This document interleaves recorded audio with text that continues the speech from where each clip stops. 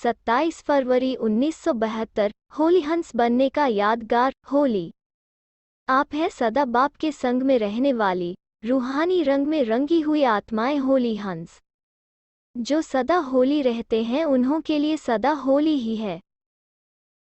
तो सदा बाप के स्नेह, सहयोग और सर्व शक्तियों के रंग में बाप समान रहने वाली आत्माएं सदा काल की होली मनाते हो व अल्पकाल की। सदा होली मनाने वाले सदा बाप के साथ मिलन मनाते रहते हैं, सदा अतीन्द्रिय सुख में व अविनाशी खुशी में झूमते और झूलते रहते हैं। ऐसे ही स्थिति में स्थित रहने वाले होली हंस हो। लोग अपने को उत्साह में लाने के लिए हर उत्सव का इंतजार करते हैं, क्योंकि उत्सव उनमें अल्पकाल का उत्साह लाता है। लेकिन आप श्रेष्ठ आत्माओं के लिए हर दिन तो क्या हर सेकंड उत्सव अर्थात उत्साह दिलाने वाला है। अविनाशी अर्थात निरंतर उत्सव ही उत्सव है, क्योंकि आपके उत्साह में अंतर नहीं आता है तो निरंतर हो गया ना। तो होली मनाने के लिए आए हो व होली बनकर होलीएस्ट व स्वीटेस्ट बाप से मिलन मनाने आए हो व अपने सदा संग में रहने के रंग का रूहानी रूप दिखाने आए हो। होली में अल्पकाल की मस्ती में मस्त हो जाते हैं, तो क्या अपने अविनाशी ईश्वरीय मस्ती का स्वरूप अनुभव करते हो। जैसे होली की मस्ती में मस्त होने कारण अपने संबंध अर्थात बड़े छोटे के भान को भूल जाते हैं, आपस में एक समान समझकर मस्ती में खेलते हैं। मन के अंदर जो भी दुश्मनी के संस्कार एक दो के प्रति होते हैं, वो अल्पकाल के लिए सभी भूल जाते हैं, क्योंकि मंगल मिलन दिवस मनाते हैं। यह विनाशी रीति रस्म कहाँ से चली? यह रस्म चलाने के निमित्त कौन बने? आप ब्राह्मण।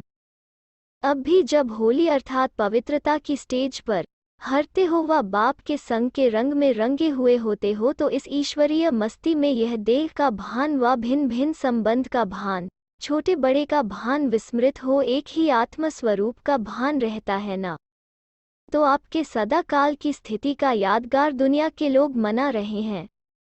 ऐसी खुमारी व खुशी रहती है कि हमारे ही प्रत्यक्ष स्थिति का प्रमाण स्वरूप यह यादगार देख रहे हैं।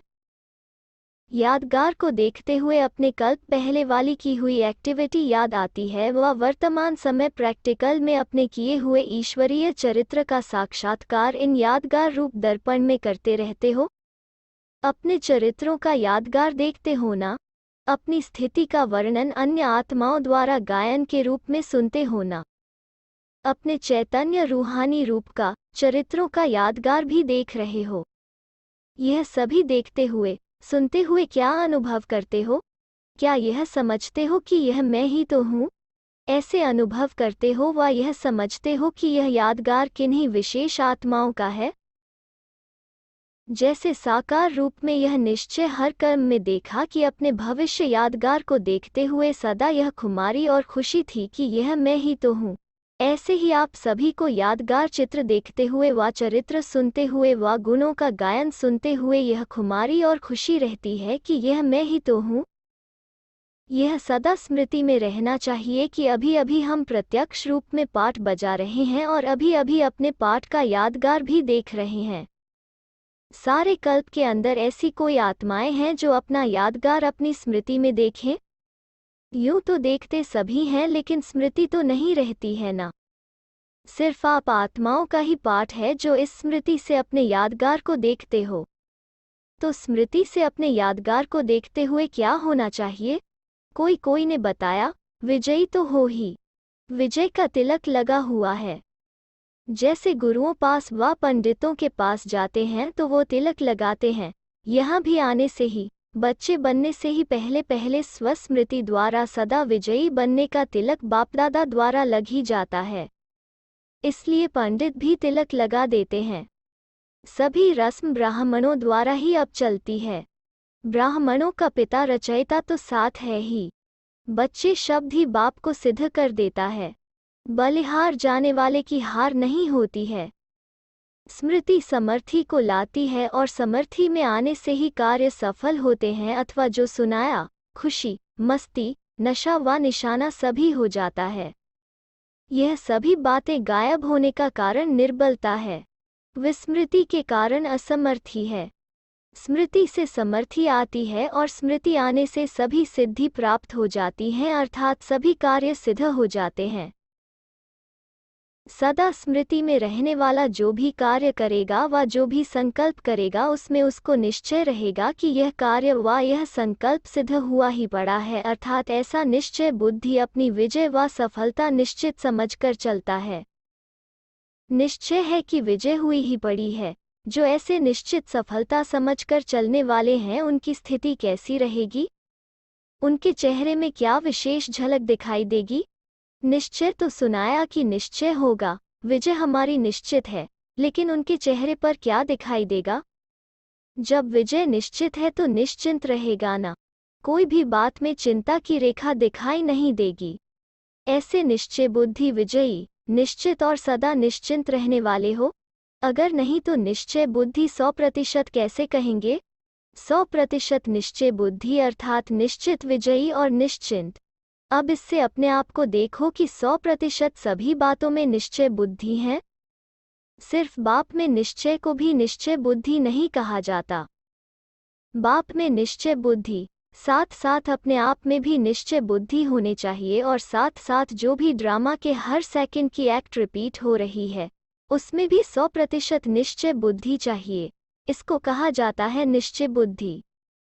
जैसे बाप में 100% निश्चय बुद्धि होना, उसमें संशय की बात नहीं, सिर्फ एक में पास नहीं होना है।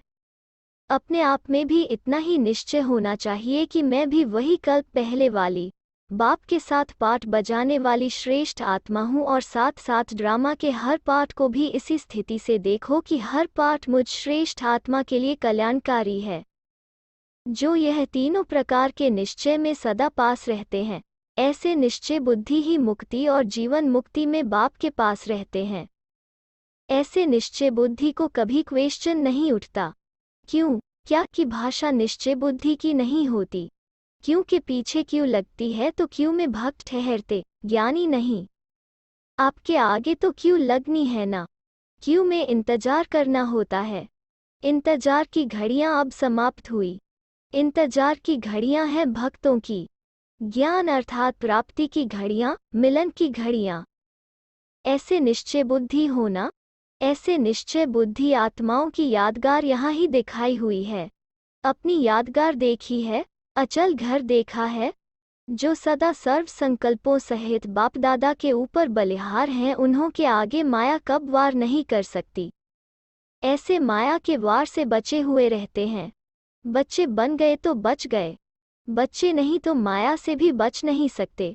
माया से बचने की युक्ति बहुत सहज है। बच्चे बन जाओ, गोदी में बैठ जाओ तो बच जाएंगे। पहले बचने की युक्ति बताते हैं, फिर भेजते हैं। बहादुर बनाने लिए ही भेजते हैं, हार खाने लिए नहीं। खेल खेलने लिए। जब अलौकिक जीवन में हो, अलौकिक कर्म करने वाले हो, तो इस अलौकिक जीवन में खिलौने सभी अलौकिक हैं जो सिर्फ इस अलौकिक युग में ही अनुभव करते हो। यह तो खिलौने हैं जिससे खेलना है, न कि हारना है। तंदुरुस्ती व शारीरिक शक्ति के लिए भी खेल कराया जाता है ना। अलौकिक युग में अलौकिक बाप द्वारा यह अलौकिक खेल है, ऐसे समझकर खेलो तो फिर डरेंगे घबराएंगे नहीं, परेशान नहीं होंगे, हार नहीं खाएंगे। सदा इसी शान में रहो। तो यह है अलौकिक खिलौने खेलने के लिए। इस ईश्वरीय शान में रहने से सहज ही देह का भान खत्म हो जाएगा। ईश्वरीय शान से नीचे उतरते हो तब देह अभिमान में आते हो। तो सदा काल के संग से संग का रंग लगाओ। हर सेकंड बाप से मिलन मनाते, हर रोज अमृतवेले से मस्तक पर विजय का तिलक जो लगा हुआ है उसको देखो। अपने चाट रूपी दर्पण में जैसे अमृतवेले उठकर शरीर का श्रृंगार करते हो ना, वैसे पहले बाप द्वारा मिली हुई सर्व शक्तियों से आत्मा का श्रृंगार करो। जो श्रृंगार किए हुए होंगे वो संहारी मूर्त भी होंगे। सारे विश्व में सर्वश्रेष्ठ आत्माएं होना, श्रेष्ठ आत्माओं का श्रृंगार भी श्रेष्ठ होता है। आपके जड़ चित्र सदा श्रृंगारे हुए रहते हैं। शक्तियों व देवियों के चित्र में श्रृंगार मूर्त और संहारी मूर्त दोनों हैं। तो रोज अमृतवेले साक्षी बन अपनी आत्मा का श्रृंगार करो। करने वाले भी आप हो, करना भी अपने आप को ही है। फिर कोई भी प्रकार की परिस्थितियों में डगमग नहीं होंगे, अडोल रहेंगे। ऐसे को होली हंस कहा जाता है। लोग होली मनाते हैं लेकिन आप स्वयं होली हंस हो। अच्छा, ऐसे होली हंसों को होलीएस्ट बाप दादा का याद प्यार और नमस्ते।